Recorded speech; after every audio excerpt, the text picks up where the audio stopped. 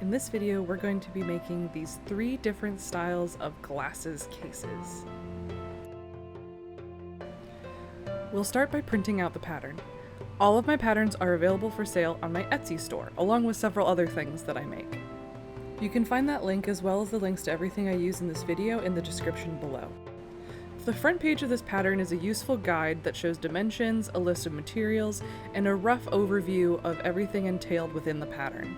This particular pattern has 3 different styles that all use the same base and nose piece. For however many glasses cases you want to make, just print that number of copies of this one page. And here you can also see the other styles that we have, the basic, the bark, and the leaf style. I'll show you how to make all 3 for this video. Since we're going to make 3, I'm going to print 2 more of this page so that I have enough for all of them. Go ahead and cut out your pattern pieces, and make sure not to cut directly on the line. This is going to help us later when we transfer to leather. Now that our patterns are all cut out, we can put them together. Take a base and a matching top, and align them with clear tape.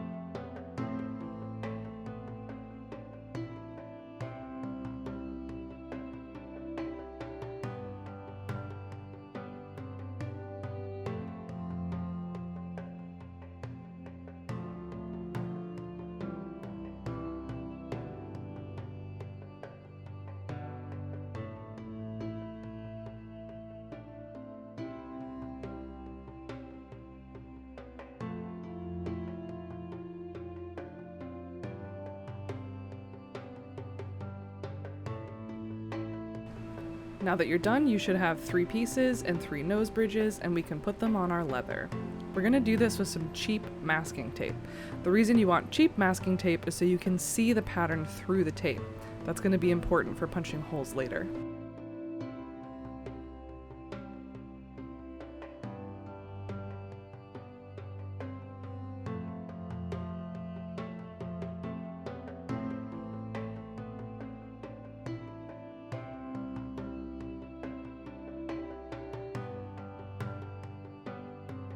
For punching holes, we're going to use the 1.5mm punch for stitching holes, and the 3mm punch for all the other holes for rivets and the magnets.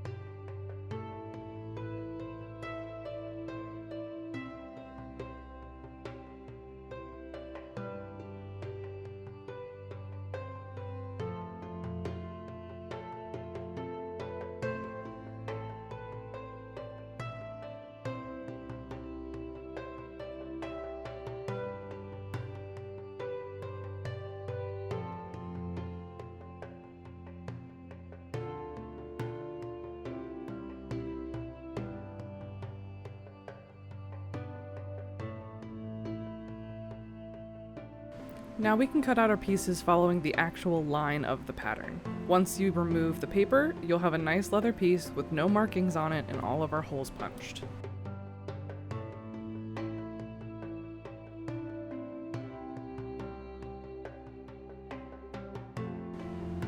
Nicely done. Now we should have 3 separate pieces, or in your case possibly just one, with a nose bridge and a full piece like this.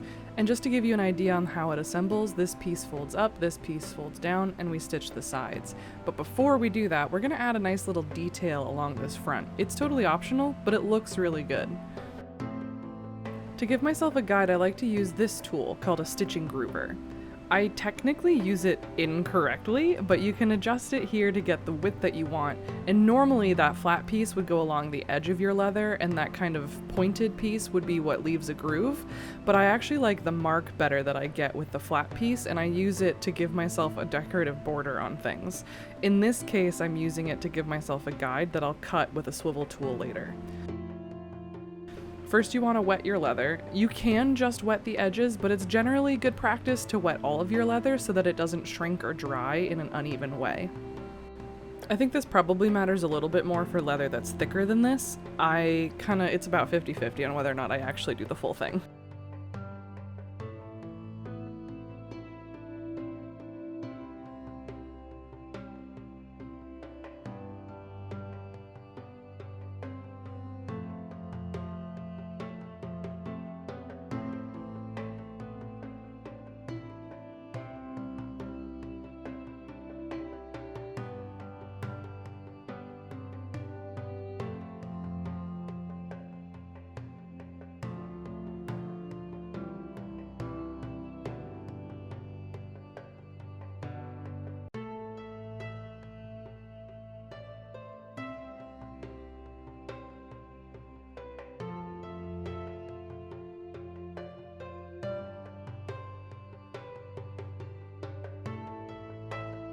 Now we're going to switch to this tool called a swivel knife.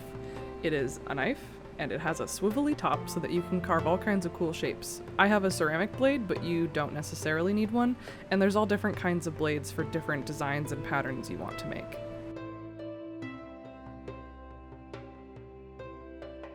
Using this blade is relatively straightforward, but if you want a little bit more detail, I talk about the process of using one in my acorn bag tutorial.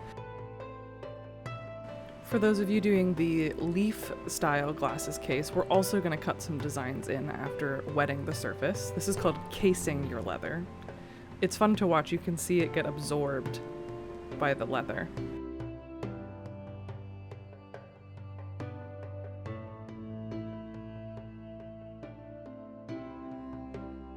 And I'm just going to use this kind of white drawing crayon here. It's a Conte Crayon by Conte Paris.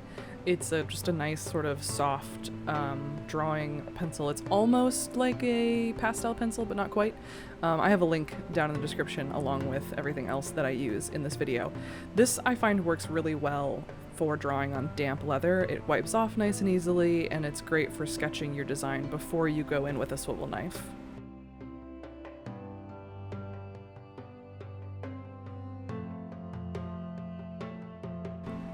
Hopefully you'll be able to see using the swivel knife a little bit better in this shot. My hand kind of got in the way of the other one. But typically you want to use the very tip of the blade. You don't necessarily need to drag the whole thing through. There's different ways to use it depending on the type of mark that you need to make. If you have the back end of the blade dragging through, then it can slow the blade down and get you kind of a nasty mark.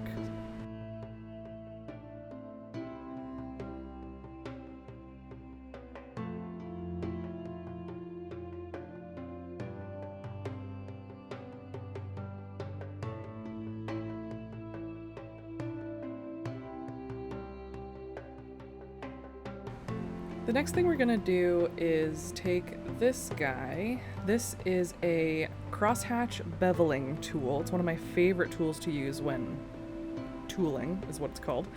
You can see it's got a bit of a texture on top. It's a beveled kind of wedge shape, and it makes a mark like this. It's a nice way to add a little bit of dimension to a simple cut in leather, and so we're gonna put this on this basic glasses case to kind of add a little more dimension to this design.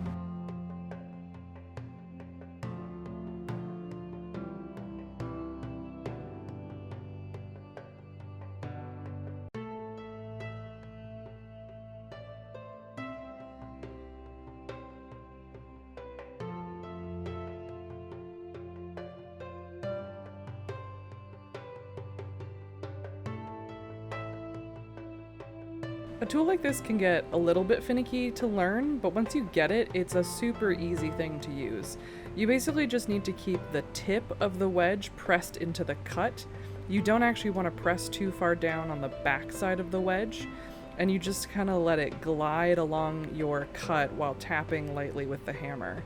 and it makes this really nice, even impression. I like the cross-hatched tool because it's got a little texture to it, but you can also get smooth bevelers and other kinds with all different textures.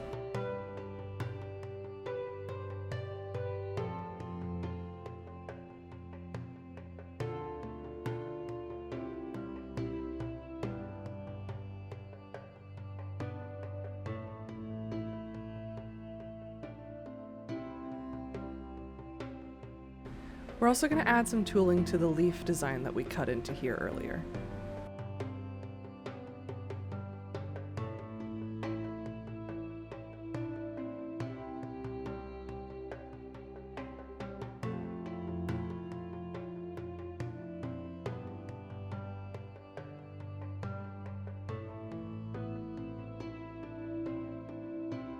For the last bark design, we're going to use this tool called a pyrography tool. You can also use a cheap wood burning tool.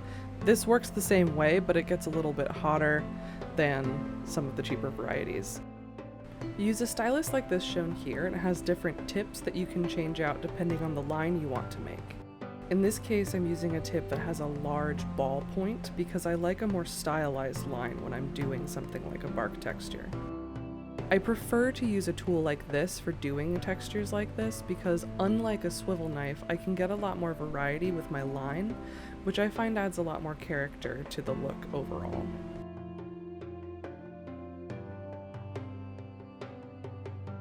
If you want to see a little bit more about using a tool like this, check out my Druid Crown tutorial. The whole thing is done in this bark texture, and I talk a little bit more about this tool and how to use it.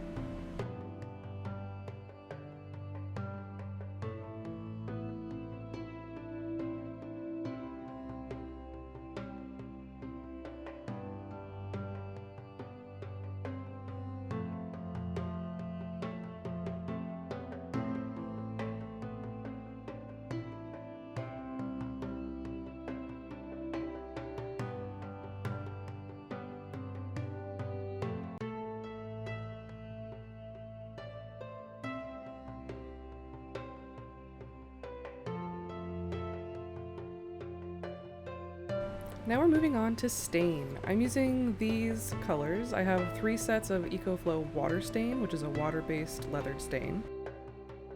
And I'm also using my favorite gel antique, which is technically something you put on after you apply Waterstain, but I like to use it for the color. We're going to use the Waterstain for the basic and the leaf style, and the gel antique for the bark style.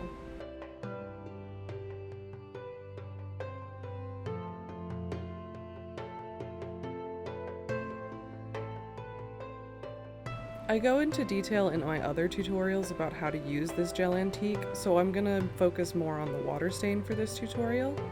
If you want to check out how I use the gel antique, check out any of my other tutorials because I use it all the time. We're gonna do this basic pouch in this lovely slate gray Waterstain that I have. It's pretty simple to use, there's not a whole lot of technique here. The main thing to remember is to go slowly and do light layers. You'll notice that it's not super pigmented when I first put on a couple of layers, and it looks very uneven. Be patient, keep applying layers. Using a circular motion with something soft like this paper towel or a sponge works really well.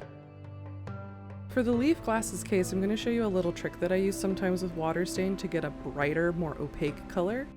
Right now I'm mixing the yellow and the green to try to get kind of a nice bright spring green. But you'll notice when I test it, it's kind of a dirty, yucky color. So what I'm gonna do is I'm gonna take this turquoise Cova color, which is actually a kind of leather paint, not a stain, and I'm gonna add it in to make this green brighten up and become more opaque.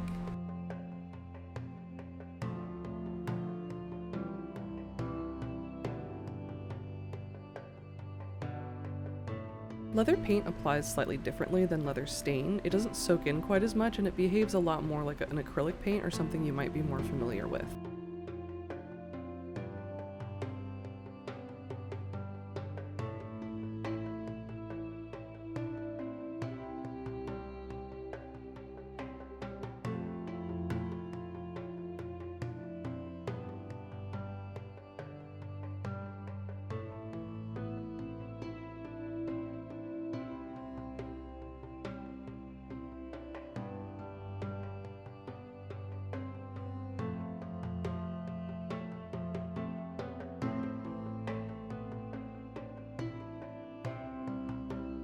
Now let's use this gel antique the way you're actually supposed to use it, which is over what's called a resist.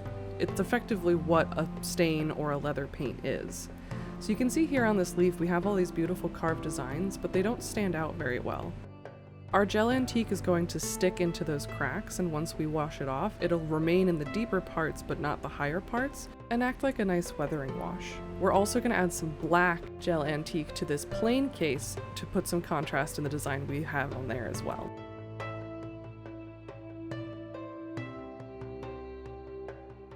And I'm just lightly wiping this off with a dry paper towel to make sure I get all the high areas cleaned. But you can see how the gel antique is sitting now in those lower areas and giving us some really nice contrast.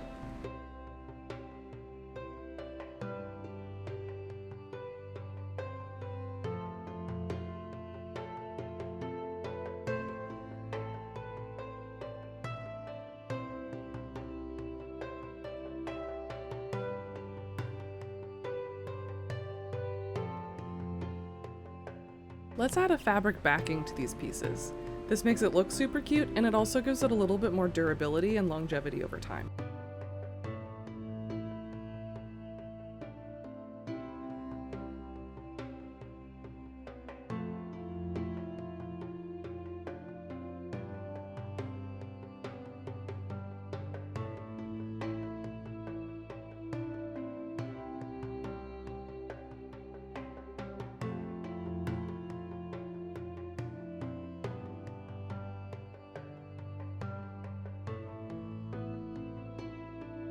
I like to use either this Fibings leathercraft cement or the EcoFlow leather adhesive to attach fabric to the back of leather.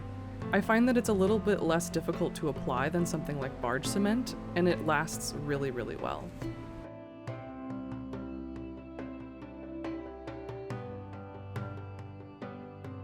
I talk about this process pretty in depth for my acorn bag tutorial, so definitely go check that out, but the gist of it is I'm going to use foam brushes like these, and make sure to apply a thorough but thin layer on the whole piece of fabric that's going to be touching the leather. Pay special attention to the very edges of your fabric and your leather, because that's where you're most likely to have the fabric try and separate over time. Make sure you put adhesive on both the fabric and the parts of the leather that are going to connect to them. I already put down some adhesive on the spot of the fabric where I'm going to lay this pattern piece, so I'm not only putting it on one side.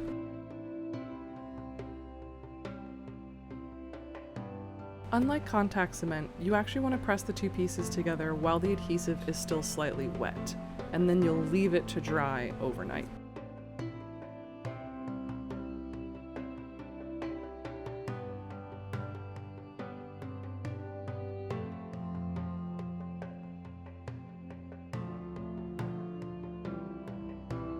Okay, our adhesive is dry, it's sat overnight. We have this cute mushroom and bee pattern and this flower pattern for the plain case, and now we're going to cut them out.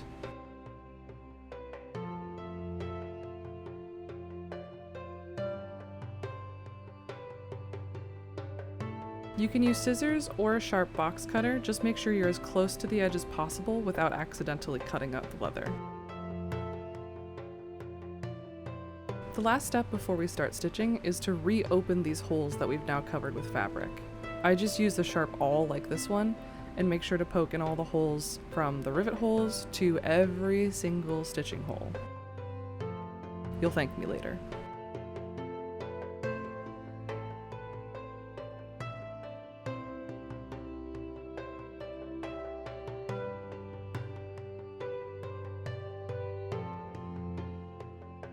Okay, I lied. There's one more last step before we're ready to start stitching, and that's to install hardware and this nose bridge support. Make sure this long piece is pointing towards the tip of the flap of the case, and we're just going to install it using some medium rapid rivets.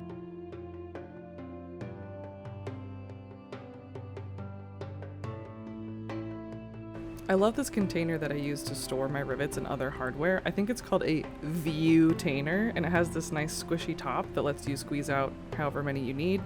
It's really great. I think I got it from Home Depot, but I'll put a link in the description.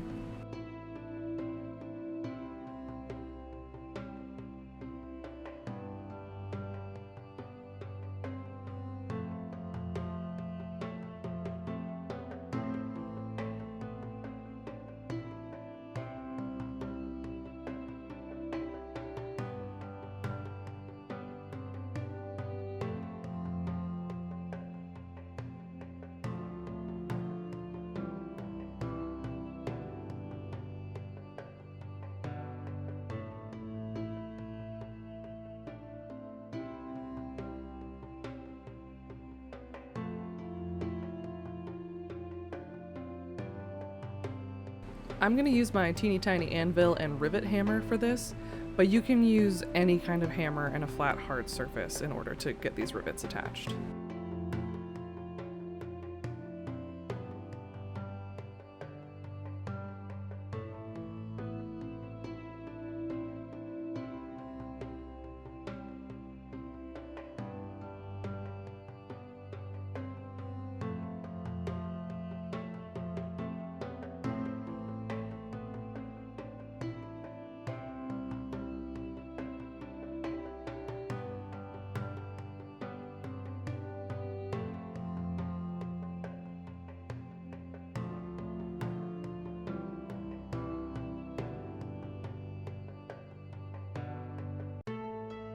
To close the bag, we're going to use purse magnets, so we're going to need this setter and the 2 anvils that come with it.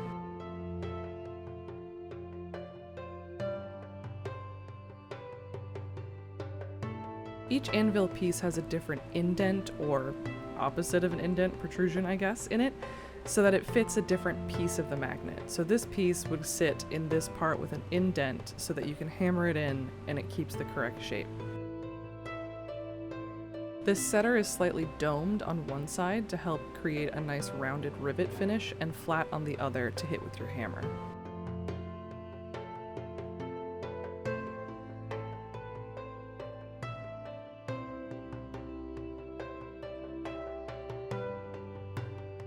If you like my videos and my patterns and are excited to learn more about how to work with leather, please consider joining my Patreon. I provide free patterns every month, as well as early access to my monthly videos for all of my patrons. They get content a full month before the public, so if that sounds like something you're interested in, please consider checking out the link in the description below and joining my Patreon. I'm a full-time self-employed leatherworker, so that monthly support is really critical for helping me not only make more videos for you guys and keep designing patterns, but also to feed my cats and keep the lights on and make sure we're eating well every month. And every day. I eat every day. It's important.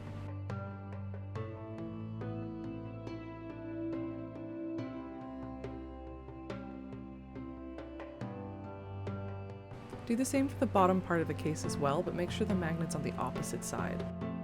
Once you're done, you should have 2 rivet bits, the magnet on the bottom and the magnet on the top. We can fold it all together and it should close up nicely. Then we can close up the sides and we'll have a finished case.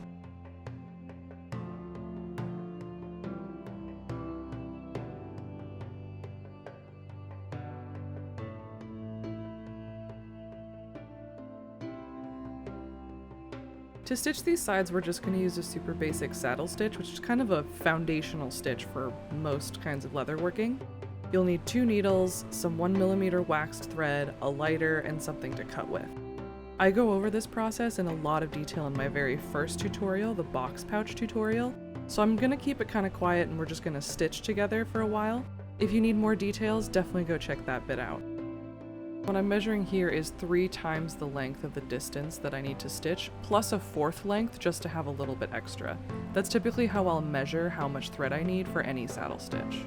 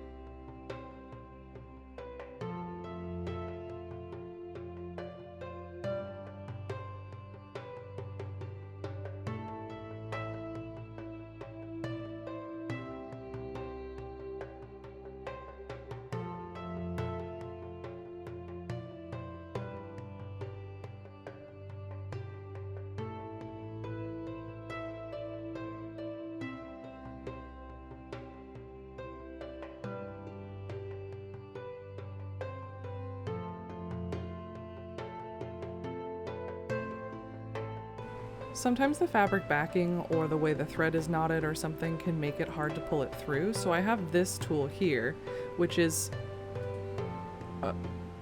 Okay, I don't know why that's there. This is like a deerskin slip basically that you can put onto just 2 of your fingers, and it helps give you grip on a needle when it's really sticking like this. So that's a great thing to have when you can't quite pull it through a hole. It's a lot easier on your fingers.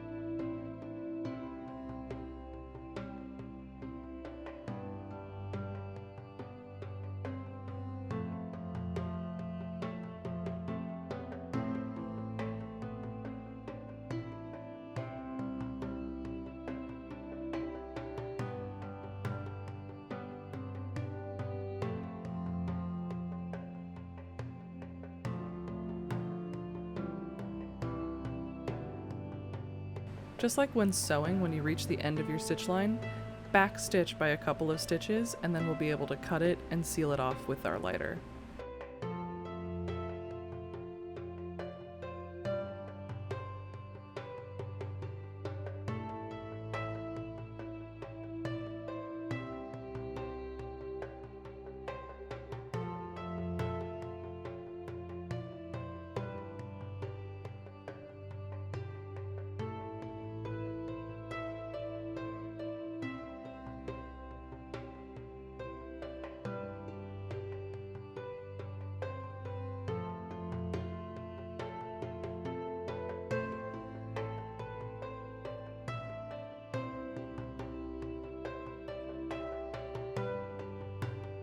Once you finish stitching both sides, we're going to reach our fingers to the inside of this pouch we've created and press outwards over the stitch.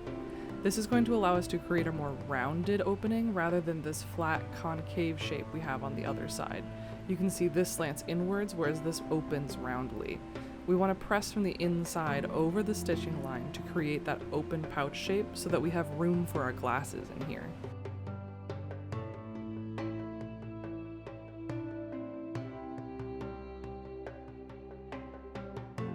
Once that's done, you can fold over the flap and you have yourself a completed leather glasses case.